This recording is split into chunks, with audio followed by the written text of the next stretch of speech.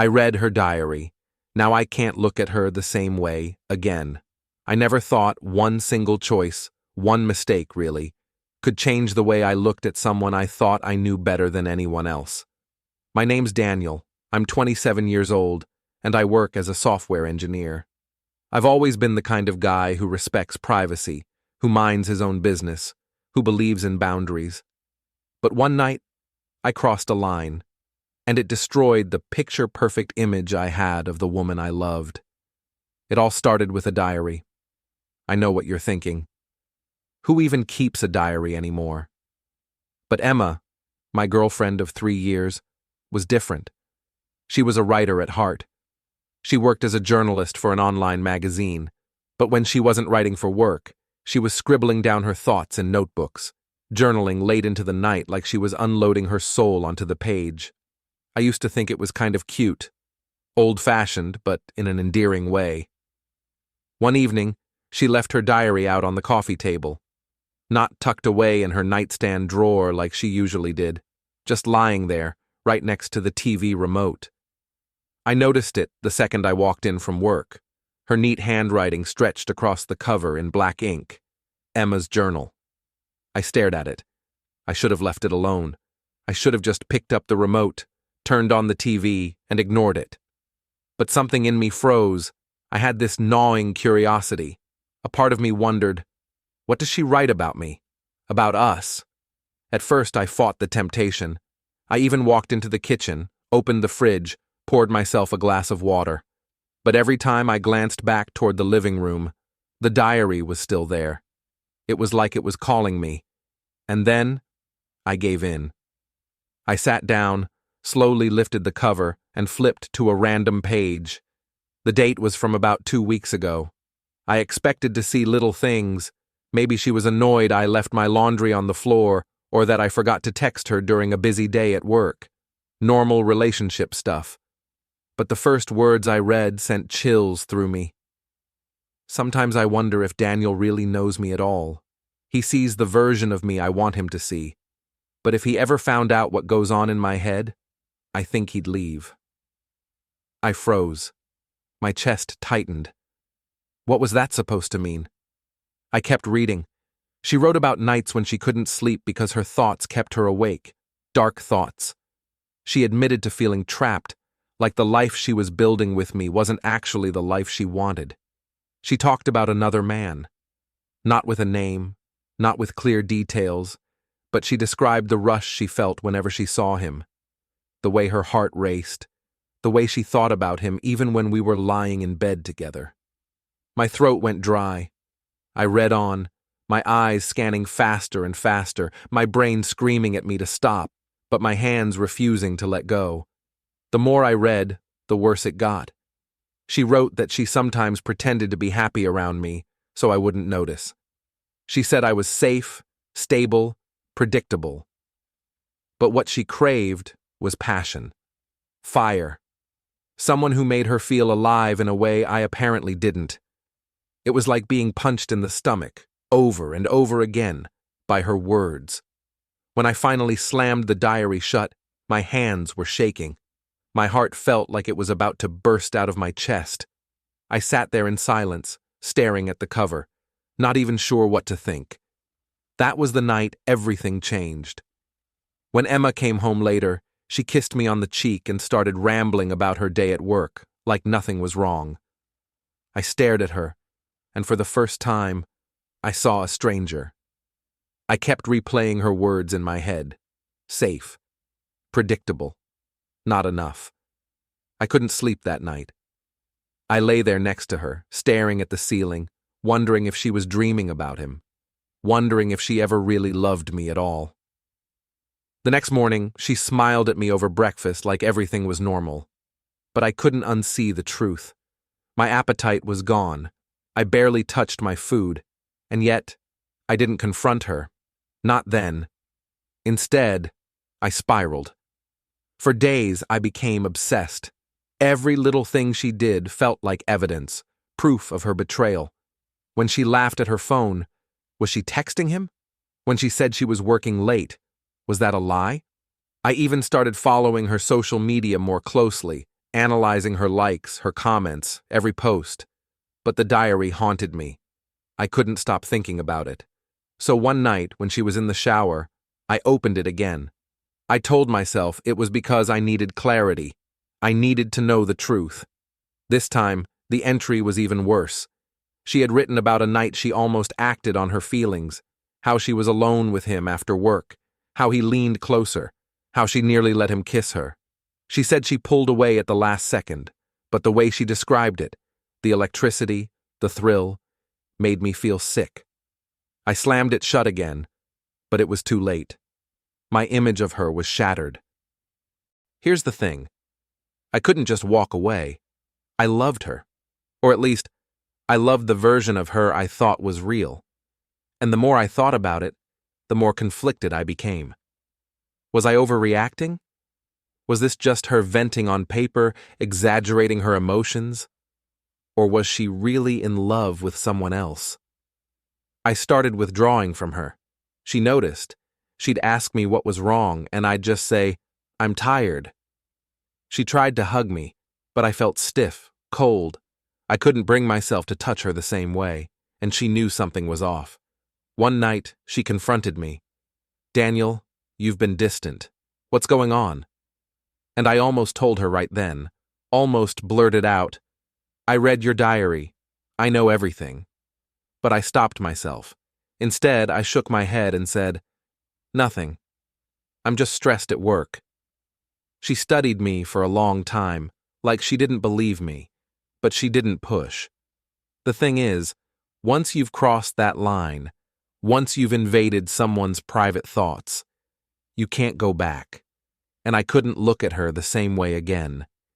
Even when she smiled, even when she kissed me, even when she whispered, "I love you," there was always a voice in my head saying, "She doesn't mean it, not the way you do." Weeks passed, my paranoia grew.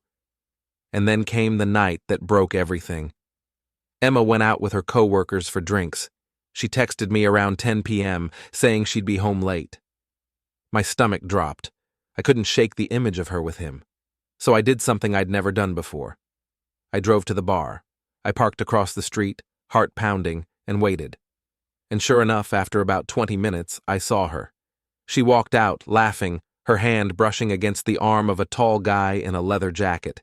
He leaned in close, and I swear my vision blurred with rage. I gripped the steering wheel so hard my knuckles turned white. Every fiber of me wanted to jump out of the car, confront them right there. But instead, I just sat frozen, watching as she said goodbye to him, hugged him a little too long, and finally walked away alone. When she came home that night, she smelled like alcohol and perfume. She kissed me goodnight like nothing had happened, and I just lay there staring at the ceiling, my chest burning with anger. That was when I knew. I couldn't keep pretending.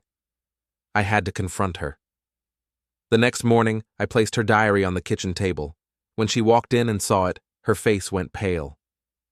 "Emma," I said, my voice shaking. "I read it." "I know." Her eyes filled with panic. She didn't deny it. She just sank into a chair and covered her face with her hands. "Daniel, I never meant for you to see that." I felt tears sting my eyes. "So it's true? Everything you wrote?" She shook her head, her voice trembling. "It's not what you think. I write when I'm confused, when I'm scared. Those words, they're not the whole truth. They're my fears, my impulses, my doubts, but they're not my reality." I wanted to believe her. God, I wanted to. But I remembered the way she looked at him, the way she described the thrill of almost kissing him. "I saw you with him," I whispered. Her head snapped up. "What?" "I saw you outside the bar, with the guy in the leather jacket." Her mouth opened, then closed. Finally, she said softly, "That's Adam. He's a coworker. He's complicated, but I swear to you, nothing happened." Silence stretched between us. In that moment, I realized the truth. Whether she had cheated or not, the damage was done, because I would never see her the same way again. Her words, her secrets, her doubts. They had carved themselves into me like scars. And maybe I was the villain too, because I was the one who read what was never meant for me. I was the one who broke the boundary first. That's the part I couldn't shake, no matter how many sleepless nights I spent replaying it all in my mind. It would have been easier to pin everything on her secrecy, on the words she had written so vividly, so painfully, as though each page was bleeding with feelings I didn't recognize. But the truth is, none of it would have exploded into my face if I hadn't taken that step, opened that cover, flipped through pages that weren't mine to touch. I remember sitting there on the edge of her bed, diary in my trembling hands, the air heavy with the scent of her lavender perfume. The same perfume she always wore when we went out together, when she wrapped her arm around mine and laughed at my stupid jokes.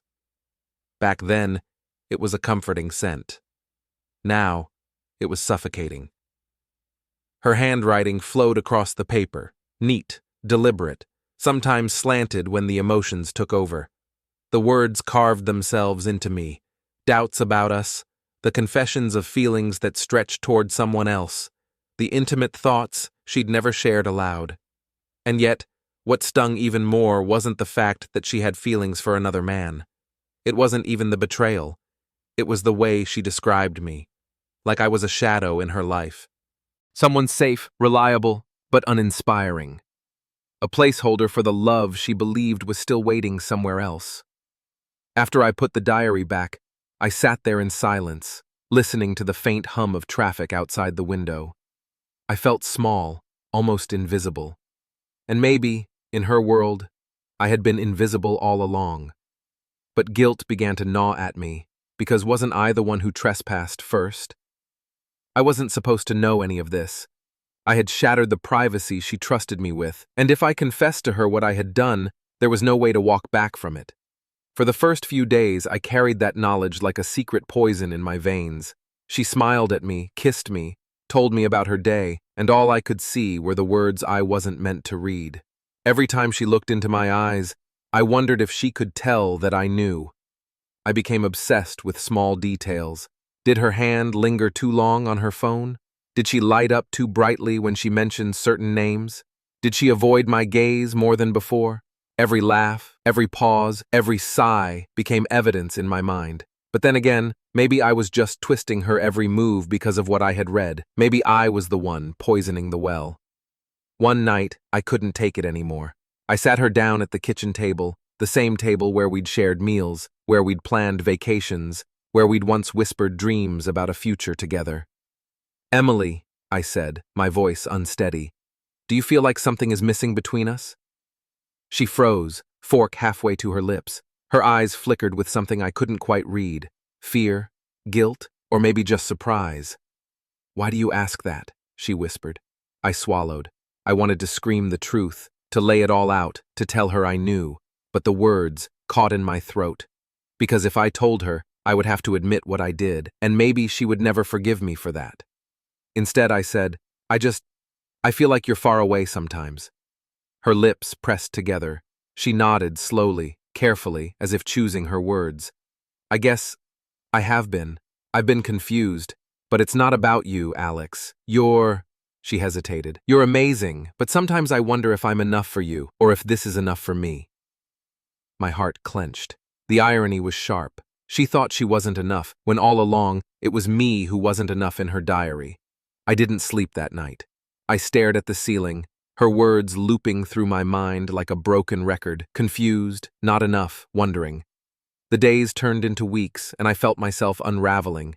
Every time I looked at her, I saw two Emilys, the one who smiled and brushed her hair behind her ear, and the one who poured her hidden thoughts into a diary that told me I was only half the man she wanted.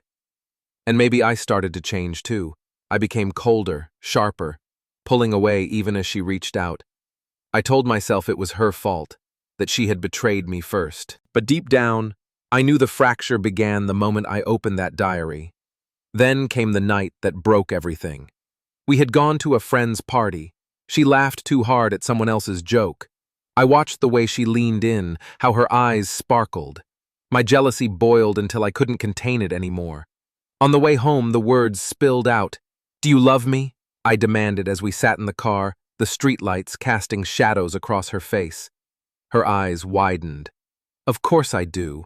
Why would you even—" "Don't lie to me, Emily." My voice cracked. I know you've been writing about someone else. I know you've been doubting us." The silence was deafening. Her mouth fell open, then closed again. Her face went pale. You read my diary?" The look in her eyes, it wasn't just hurt, it was devastation.